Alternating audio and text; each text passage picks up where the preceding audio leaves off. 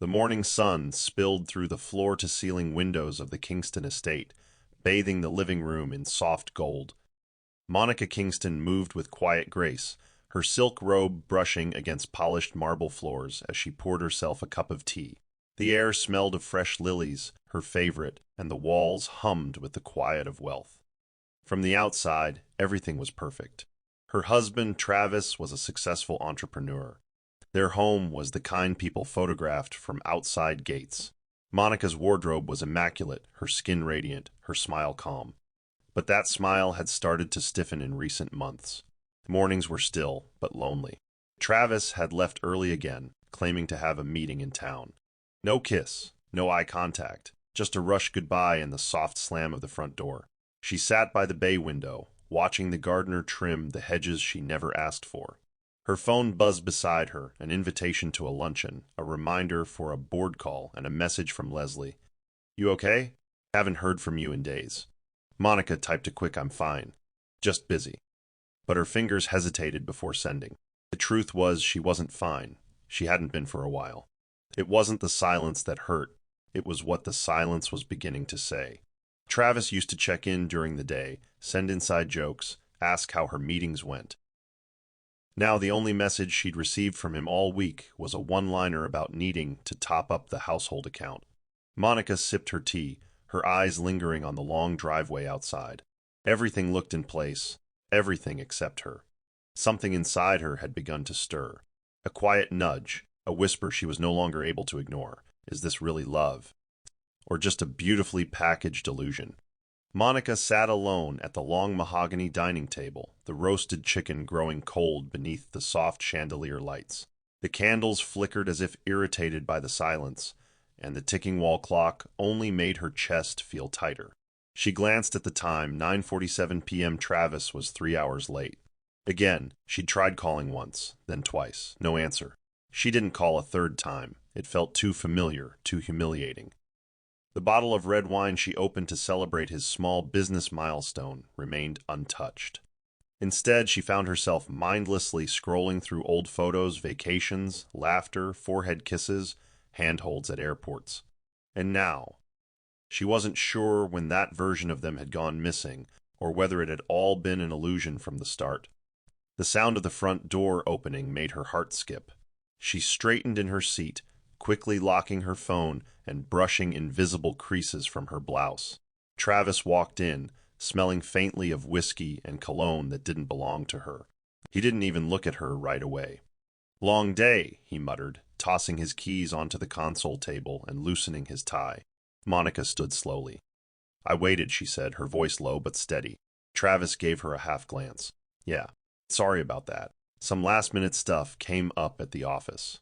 She didn't ask for details. She had asked before and received half-truths dressed as full stories. She moved past him, collecting the plates and empty glasses. "You could have just sent a text, Travis. I would have understood." He sighed, walking to the fridge. "Monica, not tonight. I'm drained." She said nothing. Just carried the untouched food to the sink and turned the tap on full, letting the noise drown out the emptiness between them. 2 weeks later, a sleek black Rolls-Royce Phantom sat gleaming in their circular driveway. The neighbors stared. The security guard even asked Monica if they were expecting royalty. She hadn't been told it was arriving. When Travis walked in that evening, sunglasses tucked in his shirt collar, he grinned like a man who had just conquered the world. "Like the surprise?" he asked, fishing out the keys and tossing them on the counter like it was nothing. Monica raised an eyebrow, her voice cool. "We bought a Rolls-Royce." Travis kissed her cheek briefly, then poured himself a drink. "Business associate owed me. Called in a favor." She nodded slowly, folding her arms. "Right. And the documents I signed 2 months ago, what were they?" He looked at her, amused. "You always skim the paperwork, babe. Just some company adjustments. Nothing major." She didn't push further. At least not that night. But something about the way the car had appeared, polished to perfection, with her initials accidentally engraved inside the glove compartment, something didn't sit right. A week later, Monica noticed the car wasn't always in the garage. Sometimes it would be gone for days, reappearing with a different scent inside, flowery, feminine, unfamiliar. She casually mentioned it one morning. "You've been using the car a lot," she said, pouring coffee. Travis yawned. "I've been meeting new clients. You know how it is, show power, close deals." Monica smiled and kissed him on the cheek, but her eyes lingered on his briefcase. She noticed a faint smudge of red lipstick on the handle. That afternoon, while he was out, she opened the glove compartment. A receipt from a luxury spa in another part of town. 2 treatments, paid for with his card. His signature matched hers. By day, Monica King sat behind the frosted glass walls of a discreet office tower downtown. Her name wasn't on the doors, not even on the mailboxes. Everything she owned, every asset, share, and property, was tucked beneath layers of trusts, shell corporations, and third-party entities. She had built this world quietly, brick by invisible brick. Most people assumed she was just the elegant wife of a successful man, content with spa days and fundraisers. But beneath her tailored suits and warm smile was a woman who negotiated with CEOs twice her age and outmaneuvered legal boards before breakfast. She'd chosen to remain anonymous. Travis didn't know the full extent of her empire. He thought the apartment in Paris belonged to a silent partner. He thought the revenue from the vineyard went back to investors. He didn't know she was the investor. All of it, cars, real estate, offshore accounts, was hers. Even their primary residence had only his name on the mailbox, not on the deed. Leslie, her closest confidante, was the only person who knew the truth. "You could walk away today and not lose a cent," she'd told Monica once over a glass of wine. Monica had smiled then, swirling her drink. That's the point. Power without noise. But lately, that power had begun to feel less like a shield and more like a secret she was tired of protecting. She stared at a monitor showing quarterly reports, her mind drifting back to the car, the lipstick, the receipt. She was funding a man who didn't even look her in the eye anymore. A man who lived in a house she bought, drove a car she owned, and perhaps gave rides to women he never brought home. The irony wasn't lost on her, and still she didn't confront him. Not yet. Because when Monica played her cards, she made sure the table flipped. On the other side of town, in a dimly lit lounge scented with cigars and soft jazz, Travis Kingston was a different man. He leaned against the bar with effortless charm, sleeves rolled just enough to reveal his expensive watch, a drink in hand and confidence oozing from every word. That night, his eyes had fallen on Pauline, a 26-year-old with warm eyes, a curvy figure, and an innocence he found amusing. "You look like trouble," he had whispered the night they met. Pauline had blushed. "And you look like a man who can handle it." He paid for her drink, then the next 3, and the conversation had flowed into the early hours. Within 2 weeks, she was calling him "my king," and Travis was playing the role perfectly. He told her he was separated, that his wife had been cold for years, that the love was gone. "I'm just stuck," he sighed once. "She controls everything, even my bank account." Pauline, naive and flattered, believed every word. He began bringing her gifts, perfumes, spa days, designer handbags, none of which he paid for directly. They were all expensed through the business Monica had unknowingly given him access to. One night, he showed up in the Rolls-Royce, smirking as Pauline squealed. "This yours?" she gasped, running her fingers along the sleek silver logo. "Ours," he said smoothly, opening the passenger door like a gentleman. "I want the world to know what royalty looks like." Pauline believed he was a self-made man, handsome, sharp, cultured. "You're nothing like boys my age," she said once, her head resting on his shoulder in the penthouse apartment he claimed to be renting for work. "Because I'm a man who knows how to build," Travis had replied, though deep down he knew he had never built anything real. Everything he flaunted, every impression he gave, was borrowed, funded, gifted, by a woman he now avoided looking in the eye. But Pauline didn't ask too many questions, and that suited him just fine. Pauline's world had never sparkled this bright. She posted mirror selfies in the Rolls-Royce, tagged vague captions like "soft life only," and "God won't stop blessing me." Her Instagram lit up with likes and curious comments. "Your man is fine, sis. Is that the new phantom?" Pauline replied with smiley emojis and feigned modesty. In her mind, she had finally arrived. The kind of life she dreamt of during all those boring lunch breaks at her admin job was now her reality. When Travis handed her a designer purse she'd seen online, she squealed. This cost more than my salary, she laughed, and he smirked. Your salary's behind you now. Stay close to me, and I'll upgrade your whole life. Those words clung to her like perfume. She told her friends she was dating a real businessman, someone classy, generous, and powerful. Girl, he even gave me the keys to his car, she said proudly at brunch. Said I can use it any time. They cheered for her. And why wouldn't they? She looked the part now, extensions, silk blouses, manicures on point. But fantasy is a strange thing, it demands maintenance. And Pauline was beginning to notice tiny cracks. Travis was never online. He refused to take pictures with her.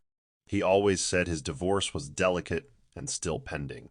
If my ex finds out too soon, she'll make my life hell, he would say with a tight smile.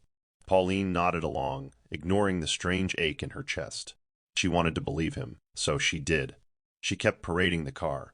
She posted a video from the passenger seat, singing along to a love song captioned "Me and Mine." She even bought a custom key holder with the words "Wifey's Ride." And still, the questions nagged at her. Why did he always rush out? Why did he never sleep over? But she drowned the questions in brunches, salon visits, and boutique stops, not knowing that the car she proudly paraded was never his to give. And the woman he avoided wasn't an ex, she was the empire. On a quiet Sunday afternoon, Monica lounged in her home office, scrolling through her business inbox, when a pop-up notification distracted her. Leslie had sent a message. "Is that your car in this reel?" Curious, Monica tapped the link. A video loaded, Pauline's glowing face beaming as she leaned against the glossy hood of the Rolls-Royce, lips pouted, background music soft and sensual. Monica paused the video. Her eyes scanned the familiar stitching on the seats, the unmistakable leather trim. That was her interior customization, her signature stitching. "No way," she whispered. She clicked to the girl's profile, set to public, flooded with glitz, hashtags, and vanity. Pauline was showing off a life Monica recognized too well, but no name was tagged. No clue of who she was, just images and illusions. Monica's chest tightened. She didn't want to jump to conclusions, but the air around her suddenly felt thinner. She exited the app without responding to Leslie. Later that evening, Travis walked in while humming to himself. Monica stood in the kitchen, stirring sauce slowly. "Did you use the car this weekend?" she asked without looking at him. "Yeah," Travis replied easily, placing his phone on the counter. "Had to see a client in Lecky." She glanced at him. "Alone?" He hesitated for just a moment, just long enough. "Yeah, why?" She shrugged. "Nothing. Just curious." He smiled faintly, moved to hug her from behind. "You okay?" She nodded, but her shoulders were stiff. Of course, just making dinner. He didn't notice her eyes, quietly watching, calculating. She was no longer in the dark, but she hadn't turned on the light just yet. Instead, Monica tucked the suspicion into her chest like a blade. She'd learned long ago that silence was more powerful than fury. And until she had certainty, she would stay silent, but she would watch everything. Leslie's heels echoed through the boutique as she approached Monica, who stood by a rack of tailored coats, pretending to browse. "You saw the video, right?" Leslie asked, folding her arms. Monica didn't look up. "I did." Her tone was composed, almost cold. "And?" Leslie's voice dropped lower. "Monica, why aren't you doing anything? That girl is flaunting your car like she earned it with her name, not your money." Monica finally turned to her, eyes steady. "Because if I speak now, I'll only hear lies. I'd rather catch him in the truth." Leslie scoffed, tossing her curls over her shoulder. "You've always been too damn graceful." Monica smiled faintly. "Grace is powerless. Let them dig their hole. I'm just watching the dirt pile up." They walked out into the warm sun, their heels clicking against the pavement. Leslie pulled her sunglasses down. What if it's more than a fling? What if he's building another life with her? Monica exhaled slowly. "Then I'll remind him whose name built his life in the first place." She reached for her keys, pressing the remote. Her own car, identical model, different color, beeped gently. Leslie slid into the passenger seat, shaking her head. "I don't get it. You've got more power than most CEOs. Why let him embarrass you like this?"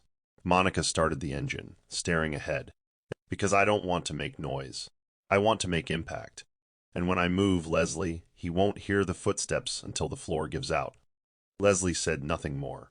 She simply nodded, realizing that her friend was not blind nor broken. Monica wasn't trapped. She was calculating. The bill came in on a Thursday morning.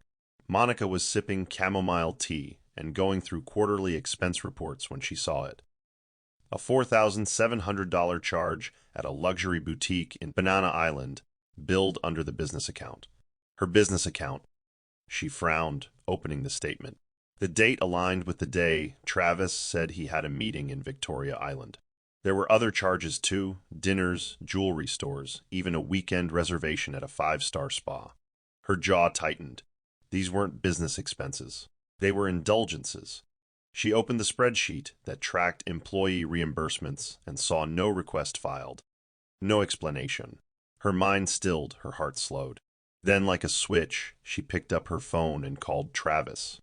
"Hey," he answered casually. "Need something?" Monica kept her voice even. "There's a charge on the company card, Banana Island Boutique." "That you?" He didn't respond immediately. Then, yeah, I had to grab a client's wife a gift. It's cultural, Yoruba courtesy. Monica blinked. "A gift for a client's wife?" she repeated, tone calm. "That's new," he chuckled. "Yeah, I didn't think it needed a full debrief." She closed her laptop slowly. "You know I have to document these things, Travis. There's an audit next quarter. Paper trails matter." He sighed. "Mon, are we really doing this?" "You always make things bigger than they are." Her hand tightened around the mug. "I make things work, Travis. That's what I do. But don't insult me in the process." She hung up before he could reply, her body trembling, not with fear, but with fury so quiet it felt like ice. She stared at the statement again. The boutique name was underlined now. She opened another tab and started researching the exact location. A plan began to form, not a loud one, but one with precision. If he wanted to play with her name, her money, her legacy, she would make sure he regretted ever thinking she wouldn't notice. It was nearly midnight when Monica stood in her dim-lit study, staring at her reflection in the glass. Her silk robe clung to her body like armor, her bare feet cold against the marble. Her mind had been racing for days, stitching together late arrivals, unusual charges, and growing silences into a painful, yet undeniable truth. She hadn't cried, she didn't need to. Her betrayal wasn't fresh, it had festered into numbness. She walked to her desk drawer and pulled out a small black notebook, the one she hadn't touched in years. Inside it were numbers, names, legal contacts. Tools she had hoped she'd never need. But the woman she'd once been, the builder, the strategist, was resurfacing, slowly, ruthlessly. She opened her phone and dialed a number she hadn't used in a long time. When the man picked up, she said, "I need surveillance. Discreet, effective. Send me your best." There was a pause. "You still have that kind of access?" the man asked. "I never lost it," she replied and hung up. Travis walked in a few minutes later, whistling softly. "You're still up?" Monica turned, serene as ever. "Couldn't sleep." "You're late." He shrugged, dropping his jacket on the couch. "Had to stay back with a client. You know how it is." She nodded, walking past him. "Of course." As she headed upstairs, he followed. "Monica, you've been tense lately. Everything all right?" She paused at the foot of the staircase. "Do you really care, or are you just worried I might be onto something?" Travis laughed awkwardly. "What's that supposed to mean?" Monica smiled without warmth. "Just small talk, Travis. Good night." She left him standing there in the hallway, confused, a little unsettled. Monica climbed into bed, picked up her phone, and typed a message to the PI. "Begin tomorrow. I want photos, timestamps, receipts, everything." Then she placed the phone face down beside her, closed her eyes, and finally let her mind rest. Because now she had made the first move, and she never made one without an endgame in sight. Pauline tilted her phone slightly, angling it just right to capture the glossy reflection of the Rolls-Royce behind her.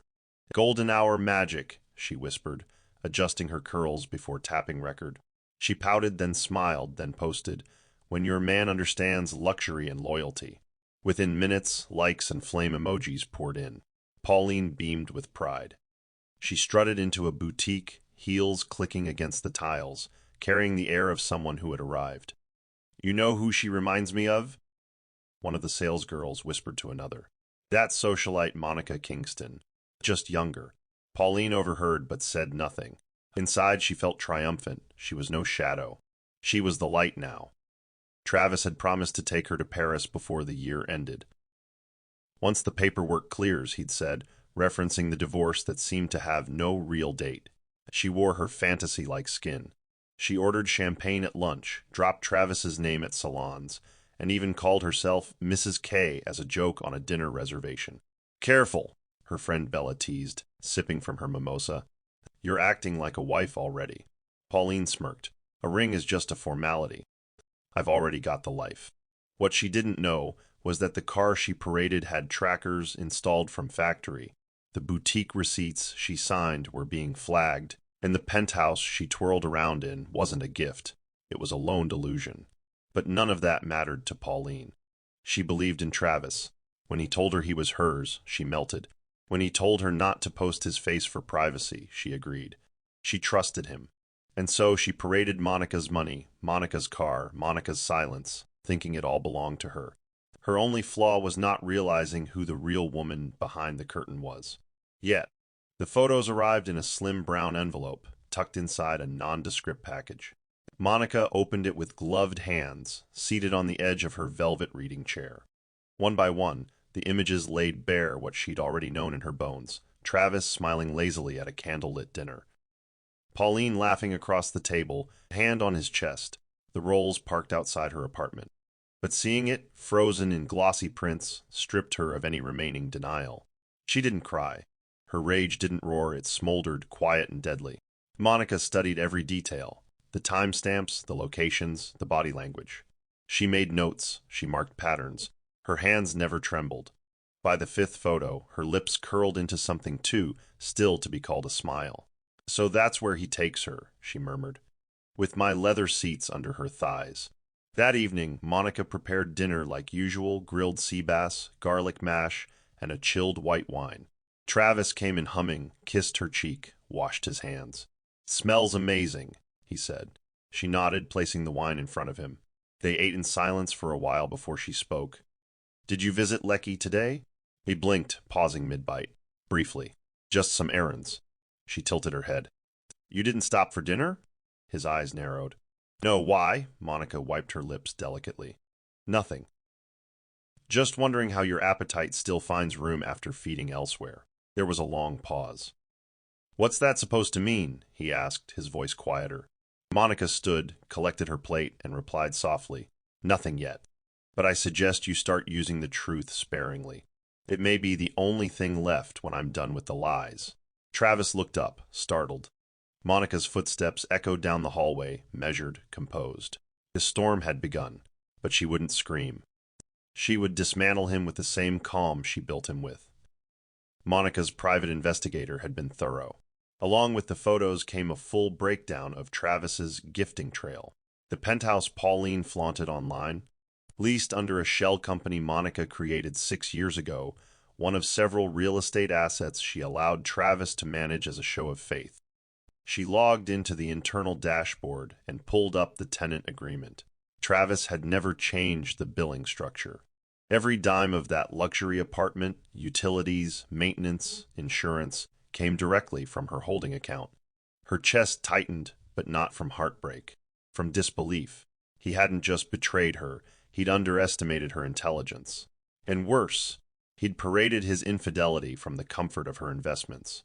She decided to visit the property herself, unannounced. Dressed in a soft gray turtleneck and oversized sunglasses, she arrived on a quiet Thursday morning. The concierge greeted her warmly, recognizing her from the system. "Would you like us to call the resident?" he asked. "No," Monica replied, just inspecting the unit. She took the elevator up, stepped out, and immediately smelled a floral scent in the hallway, sweet, overbearing, unfamiliar. As she reached the door, she didn't knock. She simply slid the master override key in and pushed it open. The sight was surreal, pink roses in a vase, heels by the door, a silk robe draped over the couch. Photos of Travis and Pauline taped to the fridge, his face partially covered in every one. Monica walked in slowly, absorbing the life built inside her asset. She didn't touch a thing. She simply stood there, looked around, and whispered to herself, "He gave her my house, and she turned it into a toy store." She locked the door behind her as she left. On her way out, she informed the concierge. Make a note, that lease expires next month. No renewal. Then she stepped into her car, eyes fixed ahead, ready for the next move. The coffee hadn't even cooled when Leslie exploded. You what? You walked into that girl's love nest and didn't burn it down? Monica stirred her cup slowly, her gaze steady. It's not rage I want, Les. It's reclamation. Quiet. Complete. Leslie paced the room, nearly tripping over the rug. You're calm because you're suppressing the part of you that wants to scream. That girl is living in a fantasy house, built on your money, your patience, your name. And he's... what? Playing house with her while you prep him dinner? Monica placed her cup down. I'm not prepping dinner anymore. And I'm not suppressing anything. I'm calculating. There's a difference. Leslie sat down, eyes burning. This is humiliation, Monica. And I swear if you don't strike first, Monica interrupted gently, he won't see me coming. That's the point. When I strike, it'll be surgical. Irreversible. Leslie leaned in, softer now. I've watched you build an empire no one knows is yours. I've seen you sign deals that CEOs can't negotiate. But this silence, it's starting to look like permission. Monica's jaw tightened. It's preparation. She reached for her planner and flipped to the date when the lease ended. He doesn't know I know. That's my advantage. Leslie exhaled, frustrated but respectful. Okay, fine, but promise me something. When the time comes, don't spare him. Not for love, not for history, not for pity. Monica's voice was barely a whisper. There will be no mercy, only memory. And in that moment, Leslie knew Monica wasn't just broken. She was sharpening herself into a weapon. And no one, not even Travis, would walk away untouched when the final act began. It was supposed to be a casual shopping day. Pauline breezed into the luxury boutique, humming softly, a pastel clutch swinging from her arm. She was picking up a pre-ordered perfume, something Travis had promised her smelled like success. As she waited, she noticed another woman beside her at the checkout counter, poised, stunning, with skin that glowed from self-worth rather than skincare. It was Leslie. They exchanged polite smiles. Love your bag, Pauline chirped. Chanel, right? Leslie nodded, her lips barely parting. Limited edition. Pauline laughed. My man says I should never carry anything that isn't rare. He spoils me too much sometimes.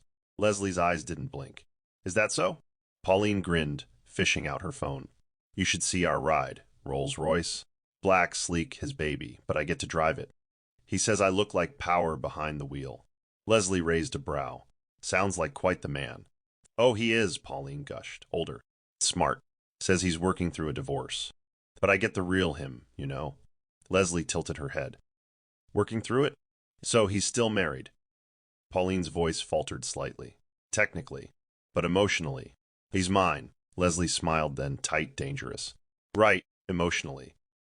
The clerk handed Pauline her bag and she turned to leave, still beaming, unaware of the storm she'd just danced through. Once she was gone, Leslie pulled out her phone and texted Monica. Just met her. Delusional, loud, and proud of it. She has no idea whose kingdom she's living in. Monica's reply came instantly. Let her shine. The curtain's coming down soon. The air was unusually still as Monica sat by her bedroom window, flipping through an old journal she hadn't touched in years. Inside were pages of dreams scribbled in the midnight hours, visions of owning real estate, plans to fund her own hedge firm, lists of names she would someday outrank. She turned to a page where she had written, Don't make noise. Make moves, she smiled faintly. That version of her, the 24-year-old fire starter, had built the woman who now stood in control of a sprawling empire. And yet she had handed Travis the illusion of control out of trust, out of love. A mistake she no longer had the luxury to repeat. She remembered how he used to introduce her as my wife, the calm one, while taking the credit for business deals she had quietly orchestrated. She'd let him play king while she funded the throne. Her mind wandered to the early days when they shared dreams over noodles and late-night walks. Back then, Travis had potential, but she had the blueprint. She taught him how to pitch, how to read contracts, how to spot manipulation. She built his confidence. But somewhere along the line, he stopped honoring the hands that shaped him. He began parading borrowed power, mistaking her silence for weakness. Now, as she stared out the window, Monica didn't feel like the woman who stayed to make things work. She felt like the woman preparing to take back everything. Not with fury, but with finality. She opened her laptop, scrolled through her assets, and clicked on a tab titled Contingency. She hadn't touched it in years. But now, she began updating it. She would not confront Travis with accusations. She would confront him with facts, signed, sealed, and followed by consequences. The past had taught her many things. But the most important lesson? Never build with someone who wants to be seen more than they want to see you. Monica reserved a table for two at her favorite rooftop restaurant, a place they used to frequent in the early years, back when laughter came easily and glances lingered. The reservation was set for 7 p.m. sharp. Travis arrived 10 minutes late, dressed sharply, smelling of citrus and musk, and wearing the same relaxed charm that once melted her. "Wow," he said, pulling out a chair. "You look stunning. I've missed this." Monica smiled lightly, sipping her wine. "I thought it was time we reconnected. Just us." He reached for her hand across the table, and she allowed it, watching him as if studying a stranger's face.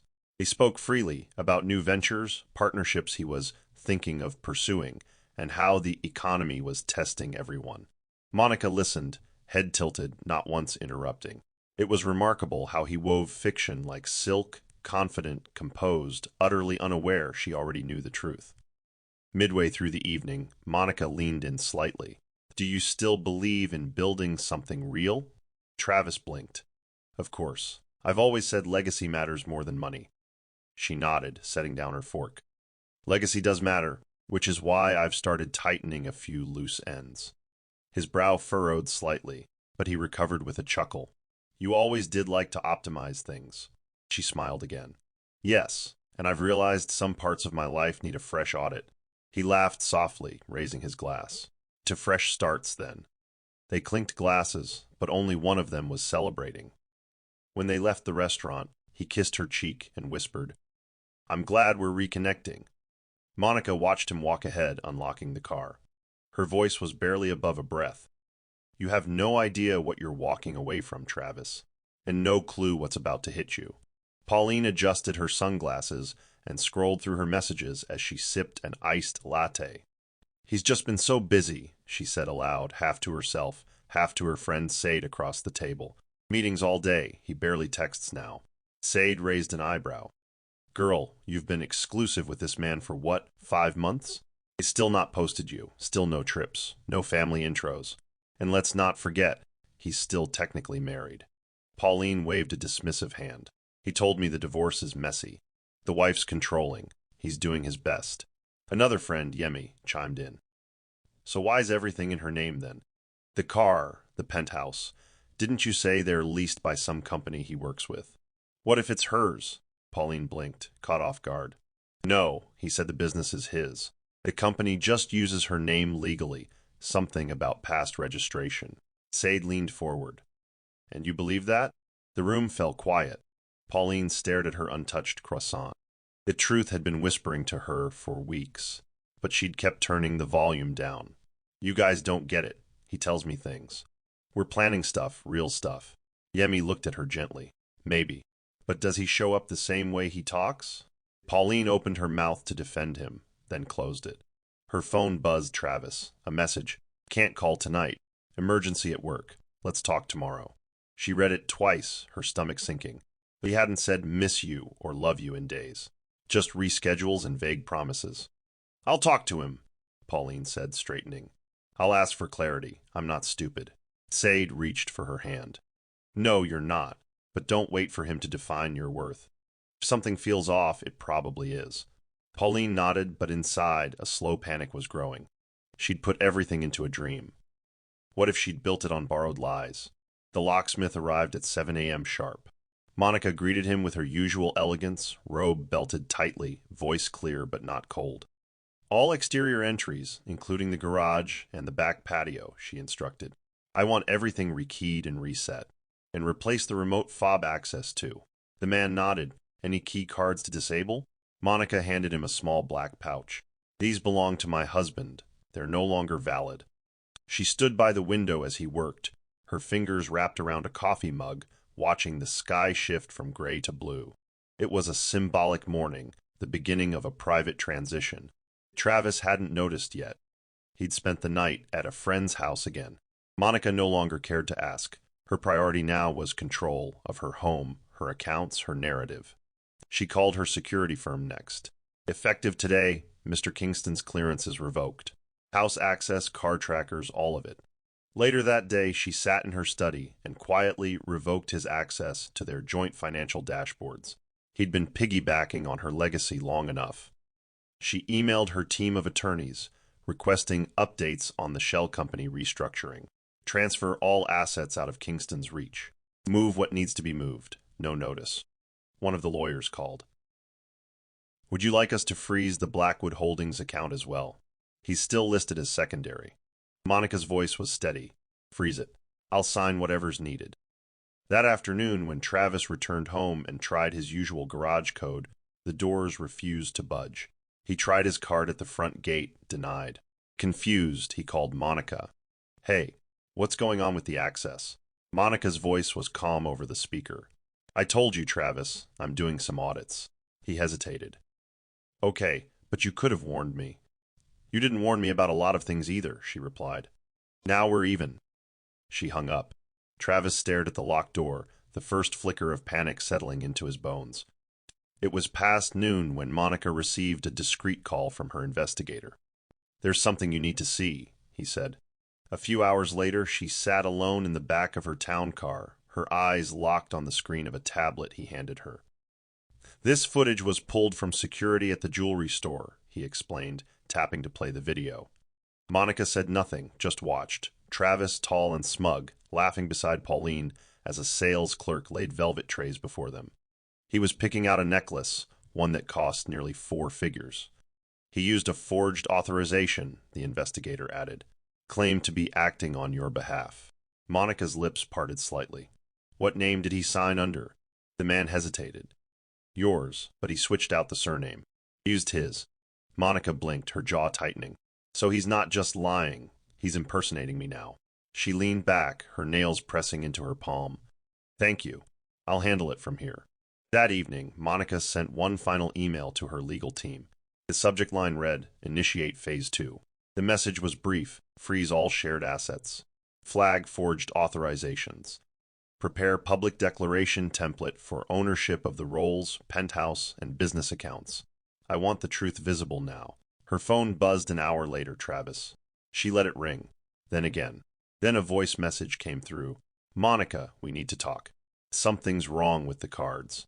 Everything's being declined. Just call me. She didn't. Instead, she sent a 2-word text. Check inbox.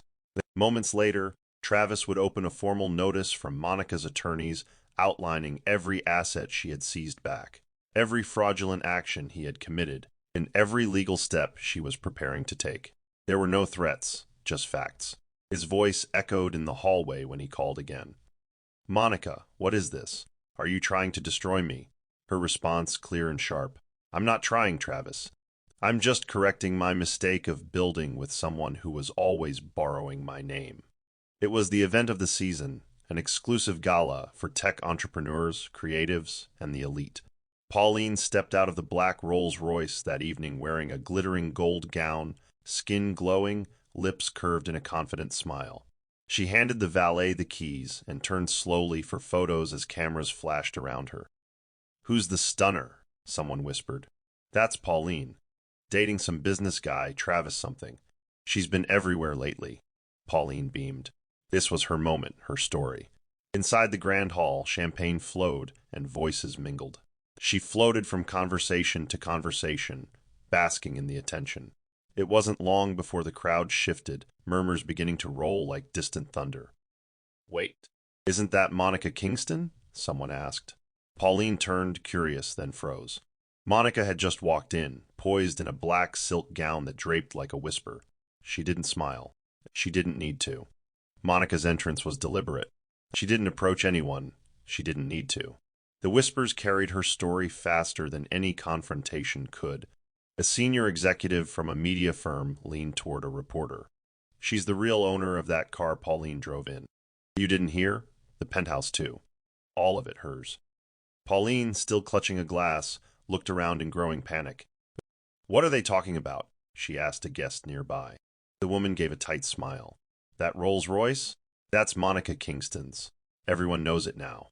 Pauline turned toward the entrance, where Monica stood calmly beside the chief sponsor of the event, chatting with effortless poise. Travis hadn't arrived. He didn't dare. And for the first time, Pauline felt exposed, not envied, not admired, but bare and embarrassed beneath the weight of a lie she didn't even know she'd been wearing. She made her way to the valet in a flurry, heart-pounding. But the valet simply shook his head. "Ma'am, I was just told this car has been reported under a different ownership. We've been asked not to release it until clarification." Pauline's chest sank. Monica didn't have to raise her voice. The humiliation was already complete. By morning, the headlines were everywhere. Silent mogul Monica Kingston reclaims assets from husband's mistress, and the Rolls-Royce scandal. What Pauline didn't know flooded social media. The footage from the gala had gone viral, Monica arriving, Pauline retreating, and the valet refusing her the keys. But it wasn't just the spectacle that caught attention. It was the quiet elegance with which Monica handled it all. No interviews, no screaming. Just one press release from her legal team, stating all assets previously misrepresented by Mr. Travis Kingston have been reclaimed by the rightful owner, Mrs. Monica Kingston. All future use or presentation of said assets without legal approval will be pursued accordingly. That was it, a signature, a seal. The story needed nothing more. Pauline hadn't posted in over 24 hours. Her pages were flooded with comments, some mocking, others pitying. She stayed silent, deleting photos and turning her profile to private. Travis, however, was spiraling. His phone calls went unanswered, his accounts frozen, his reputation dissolving. He showed up at Monica's office building, but security stopped him at the gate. "I'm her husband," he barked. "Not anymore," the guard replied, holding out a letter. Inside was a formal petition for divorce, filed, signed, and accompanied by a financial breakdown of every asset he had used under her name. The postscript read, "You have 14 days to vacate all properties under Kingston Holdings. Any delay will result in legal action." Travis stared at the paper, disbelief unraveling into panic. He drove straight to Pauline's apartment, but it was empty, locks changed, belongings gone. When he called her, it rang twice and went to voicemail. "You've reached Pauline. Leave a message if it's worth it." Travis sat in his car, hands trembling, realizing he had not only lost his marriage, he had lost the illusion that sustained him. The woman he had called quiet had become the echo in every room he entered, and she wasn't finished yet.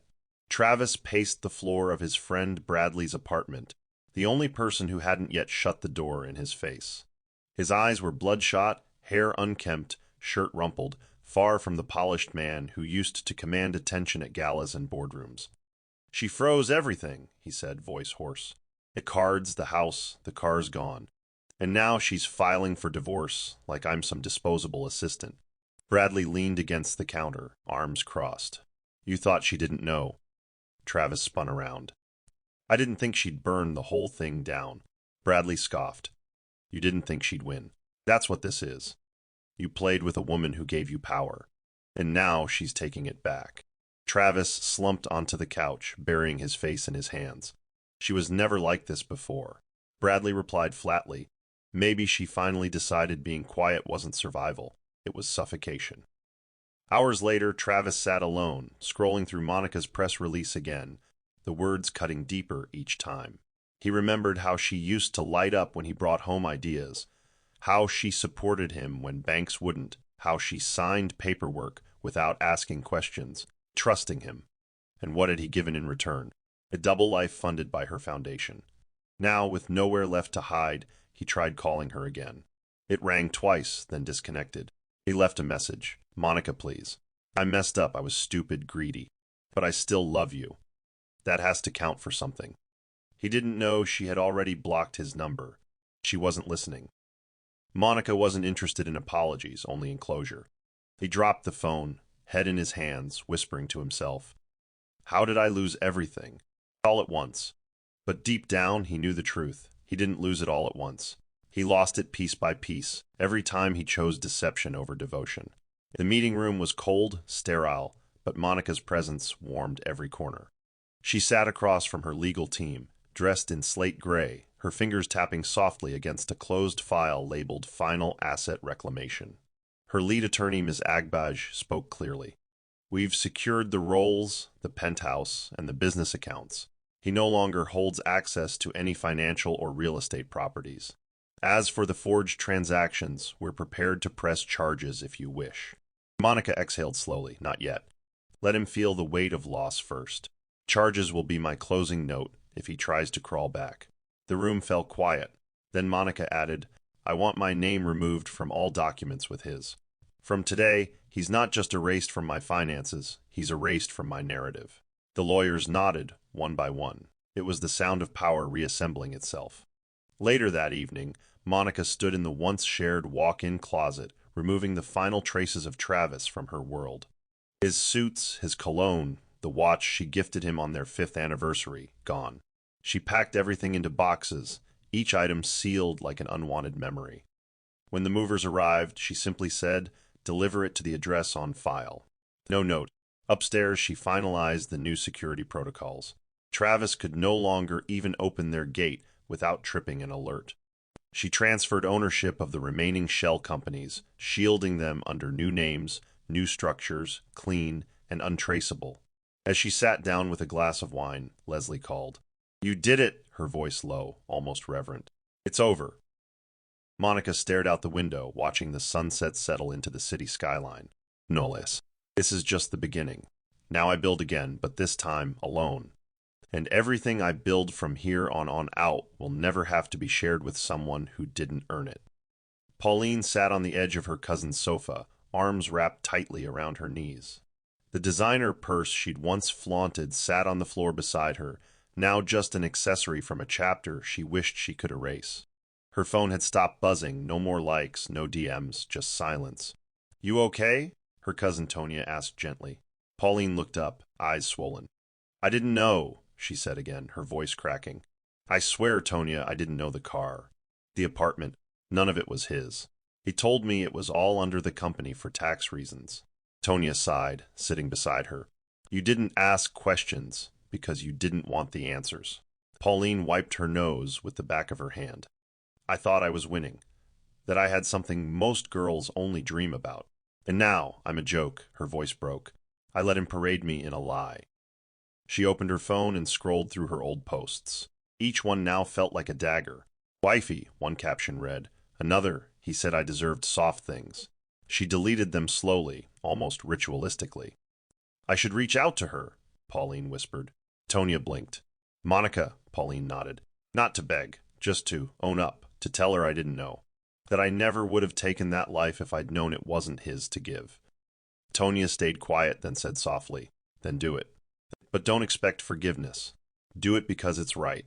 Pauline nodded again, and for the first time in weeks, her voice didn't shake. I was just a mirror, reflecting a man who never had anything real to give. And she was the one who built the whole damn room.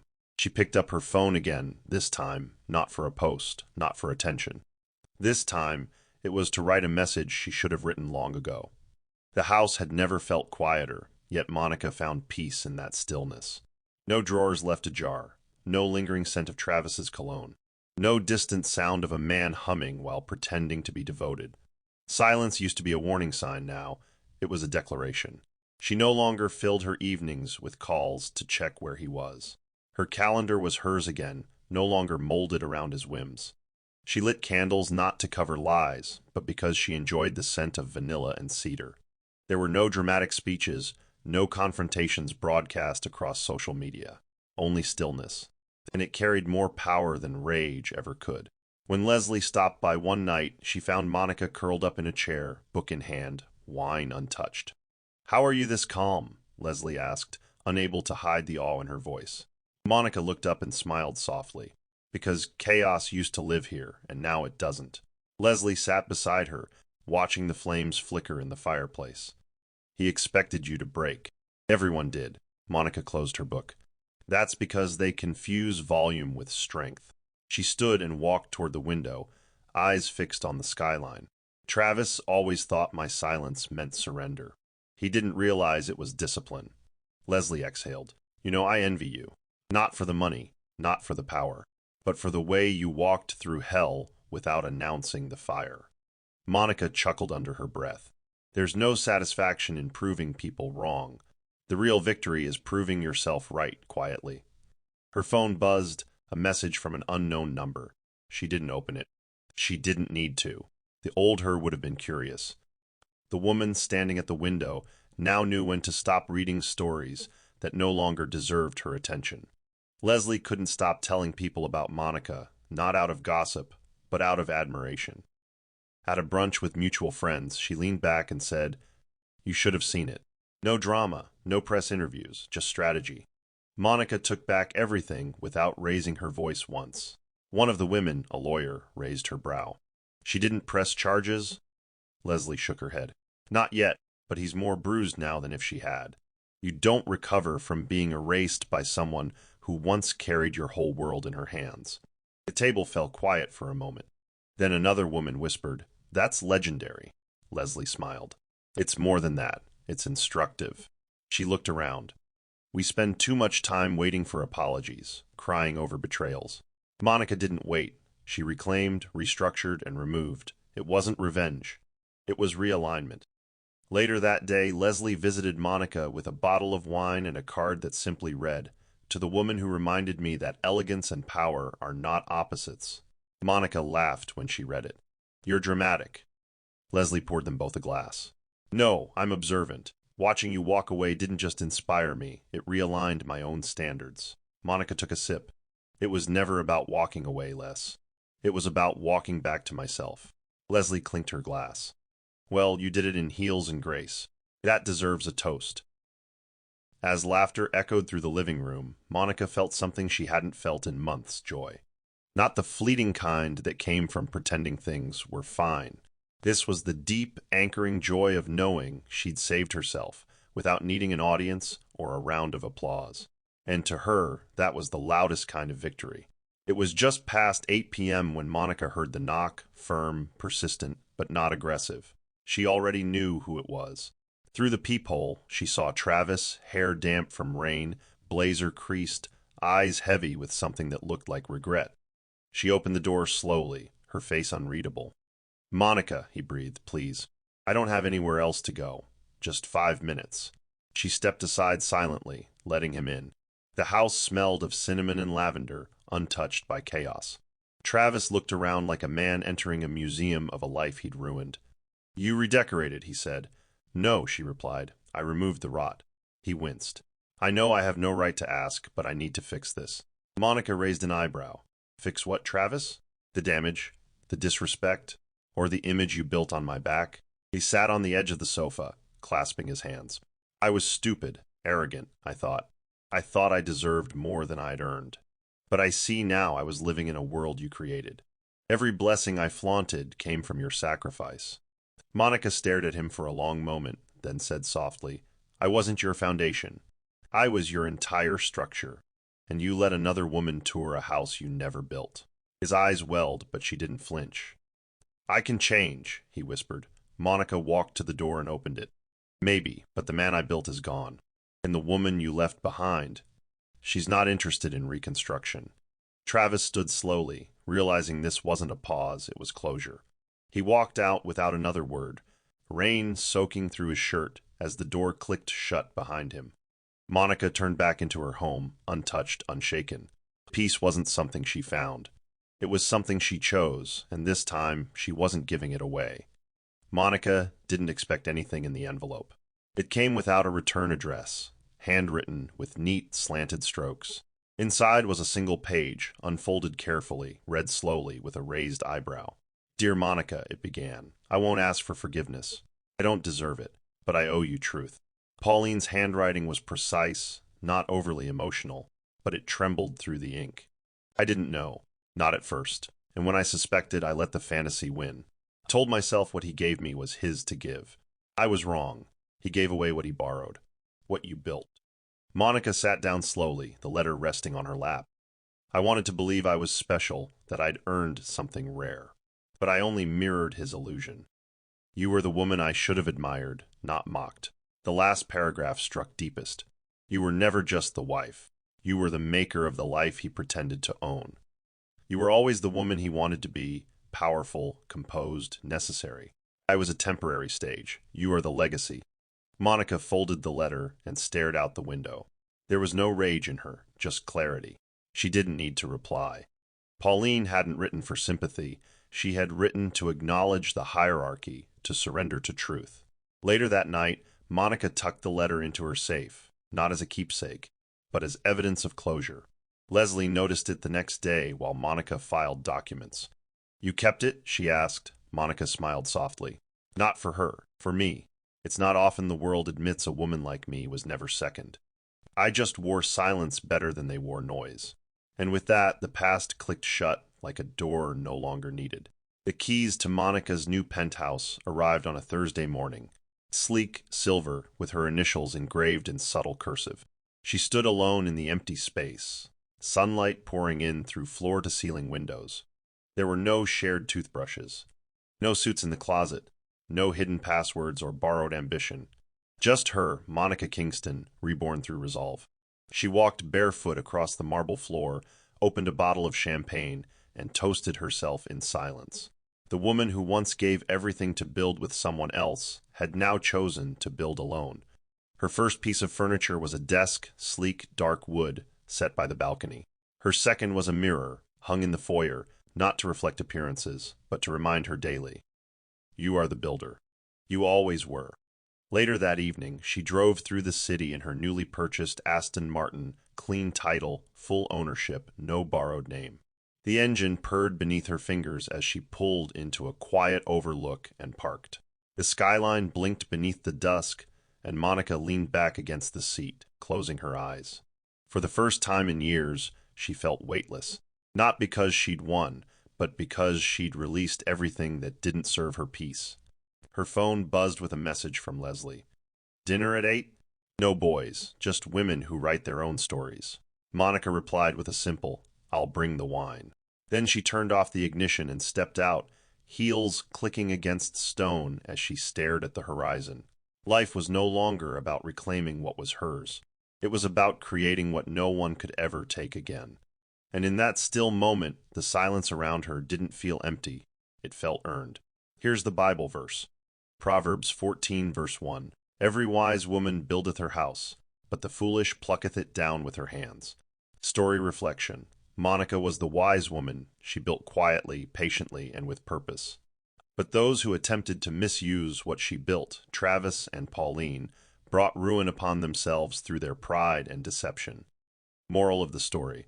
Silence is not weakness, and grace is not permission.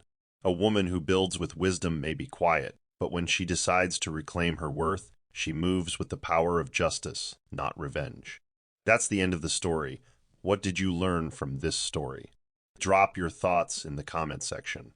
Leave a like and don't forget to subscribe and turn on post notification so that you'll be notified whenever we drop our next videos.